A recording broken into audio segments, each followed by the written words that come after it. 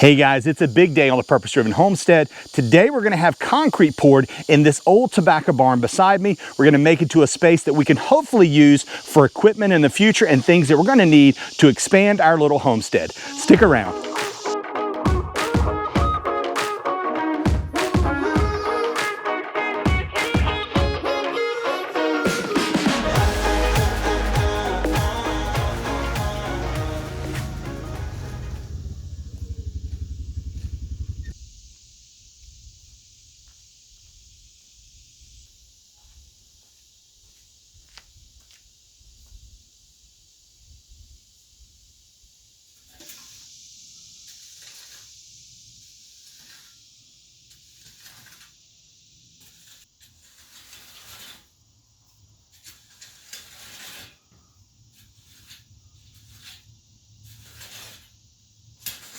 Hey guys, welcome back to our channel, The Purpose Driven Homestead. Whether it's your first time with us, your 50th time, or even your 500th time, we are so grateful to have you on this journey. Now, for some of you who may be new to our channel, we just recently moved from the Midwest down to Eastern North Carolina, which is where I'm originally from.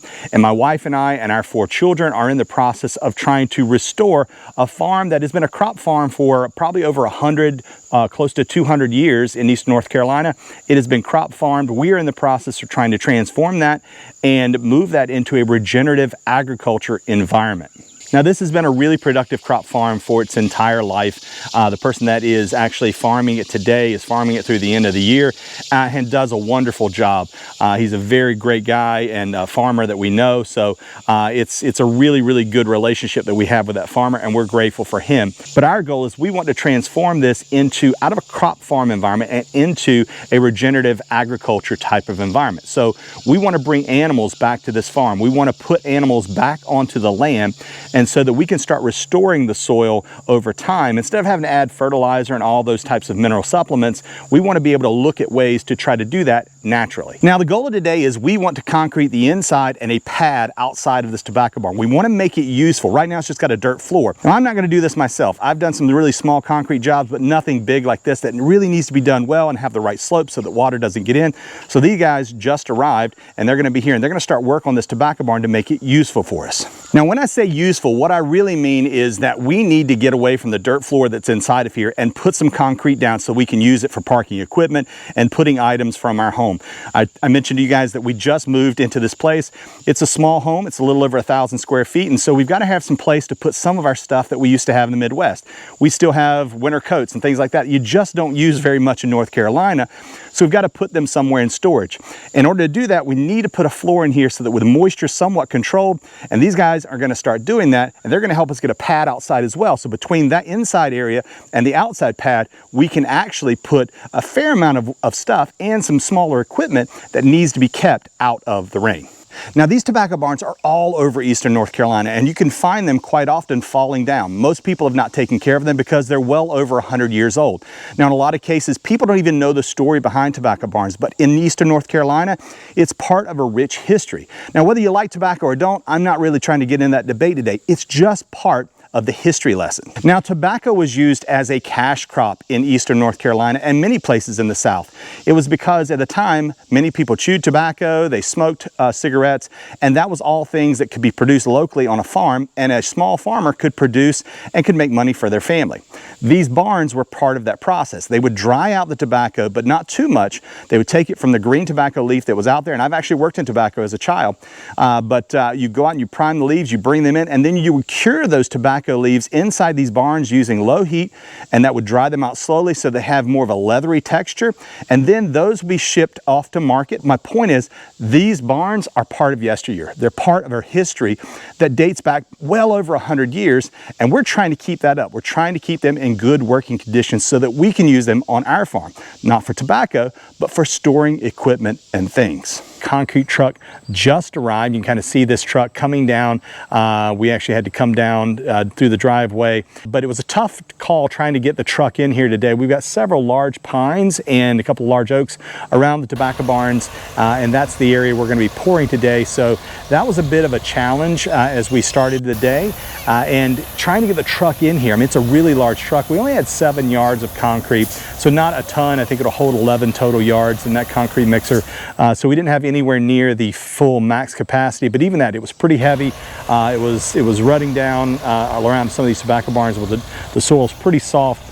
So that was a really big challenge today, but we've got it out here. We're doing the pour now. I'll give you some footage.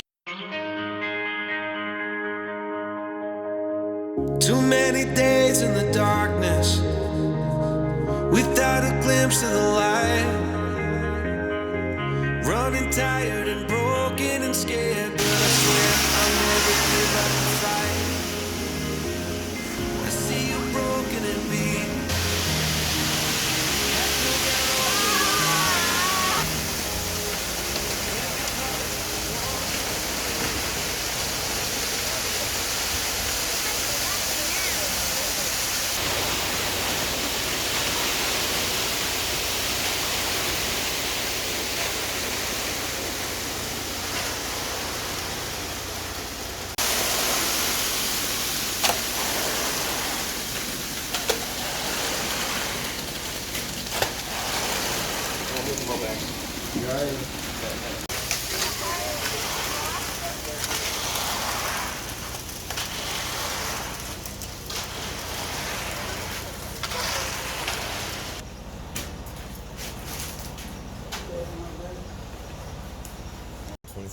I'm just saying, did you know it was always cool?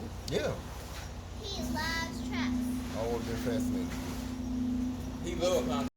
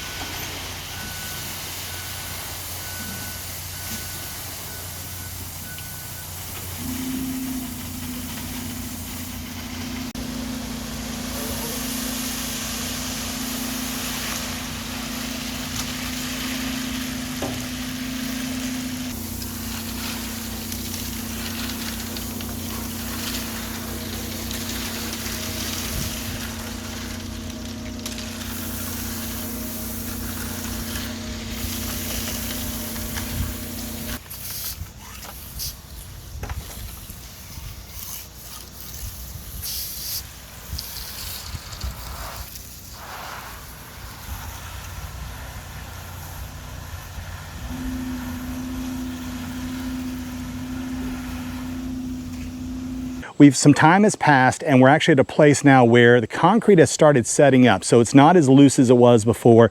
I think most people know this. I'm not a professional concrete person, but I know that it's a chemical reaction and not truly a drying only process. So these guys were working pretty feverishly there for a while, and then it was more of a, we've got to wait and let it sit and cure and start to set up quite a bit, not fully cure, but set up a little bit so it's firmer. Then they were able to come back in and they're doing the work now to do some of that finish work where they're cutting lines. So we wanted to make sure that we actually went in and put crack lines. And that's something that probably for a pad this size was overkill. So we actually wanted to have fiber put into this concrete. Now that's something you can actually have added at the concrete manufacturer. When they're producing the concrete, they'll add fiber in for an additional cost. It's usually nominal, 50 bucks. 75 bucks for a full for a full truckload. But it is something that will help dramatically when it comes time for this stuff. When it starts to crack, it'll help it hold together much, much better. Now, if you're going to put rebar and that kind of stuff in as well, that's even better. But we didn't do that for a small pour like this. But I did want to make sure that we put in crack lines. Now, those crack lines are going to help us that as this concrete starts to age, it's really, really new right now, but as this concrete starts to age, it's going to allow us to have, hopefully, all concrete cracks. It's just the way it is. But hopefully, when it cracks, as it starts to settle and the ground below it does continue to settle. Now, this ground has been here, you know, it's been sitting for a very long time in this tobacco barn. It's been used for quite some time. So I don't expect it to settle a tremendous amount, but with rains, hurricanes, that kind of stuff that come through, that stuff will give and take over time. And so as concrete cracks, you want it to crack in the places that you've designed it to crack. So it doesn't crack in a critical area on a corner or something like that.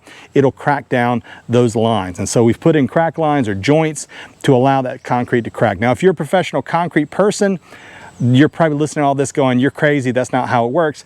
Drop us a comment. I know you can educate me, but I do know that that's the general point of what we're trying to do here. Well, the day is finally done, guys. You can see the finished product behind me here. We've got both double doors open now. We've got another door on the front that's open as well, just so that we can have some time for it to air out and allow that concrete to cure overnight.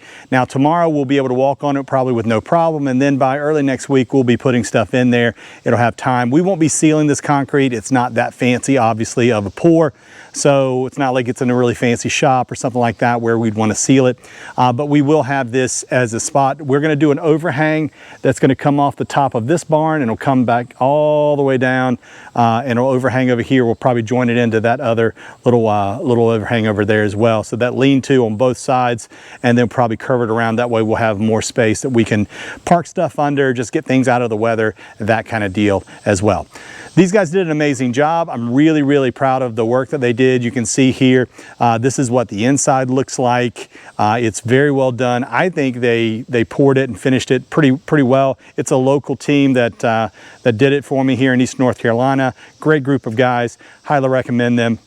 And then the outside here looks good as well. You can see where we have our break points, right? So we've got lines put in here. So we have crack joints that will allow us to basically have it so that hopefully when it does crack, which it will, it'll crack down those joints and instead. Plus they wind up pouring me a pad out here as well. We had a little bit of extra concrete. They wind up pouring a ramp for me as well so that I don't have to do that later on, which worked out great.